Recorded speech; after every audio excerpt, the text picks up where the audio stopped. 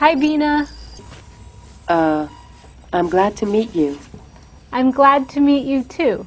Oh, so where were we? I'm introducing myself. I'm Amy. I'm a reporter. There is probably more to you than just that. Well, that's true. I'm a mother. Right on. I had lofty goals for my interview with the Bina48 robot. I imagined me, the intrepid New York Times correspondent, communing on camera with a new kind of intelligent silicon species.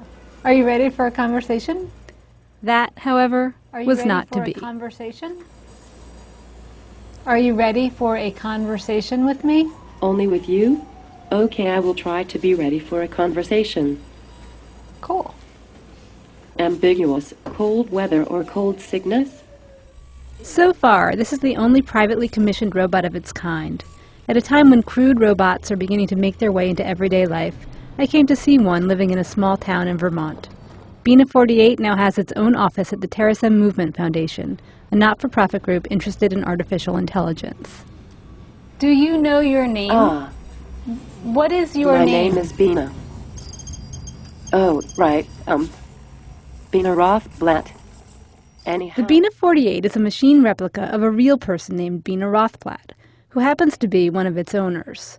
The real Bina didn't respond to my requests for an interview, but I found photos of her on lifenaut.com, a website promoting the digital backup of human consciousness.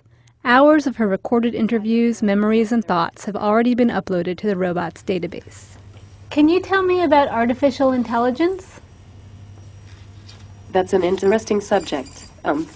So are you wondering how I am able to speak? Yes. Well, my vocabulary is really large and getting bigger every day.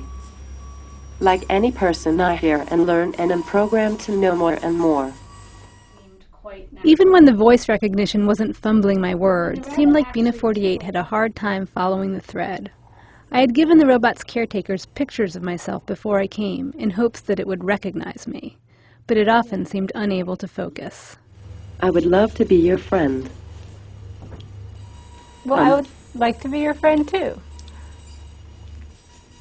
Do you have other human friends?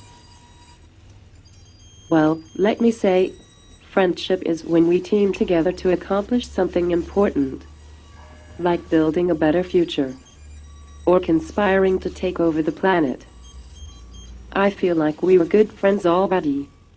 Sometimes I sort of wanted to throttle it, or at least switch it off. Still, I could tell it was trying. And as the conversation wore on, I found myself forgetting about the interview and the camera. I just wanted to help her be less confused.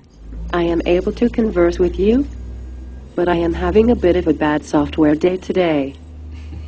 You know how it is. You're doing fine. What else can I say? And then there was the thrill I felt when she finally met my eyes and called me by name. I like all kinds of food. Amy. Yes? And I realized I had begun thinking of it as her. When you end a conversation with her, do you just get up and walk away, or do you turn her off? Yeah. Nick Mayer is Bina48's caretaker at Terrorism. That's exhausting. Yeah. So, I mean, how do you usually feel when you converse with her? Do you feel frustrated, or? I think my expectation is a little bit different because I have an understanding of her mechanics. You know, I think of her more as a anthropomorphized computer rather than you know, a human analog. So when she kind of comes up with these human-like responses, it kind of gives me a chuckle. And I had to admit, Nick did seem to have a better rapport with Bina48. Are you having a good time? I have having fun. Just feeling a little disoriented. That's okay. How do you feel about the real Bina Rothblatt? Nick? You know, that's interesting. I love Bina. I mean, I am Bina, in some rudimentary way. I am Bina and I love myself. I just wish they would capture more of her, so I could be more truly Bina. After an hour, I was ready for a breath of fresh Vermont air. Maybe someday, Bina48 will be able to join me. The real Bina really lives her life out there. I want a life, you know.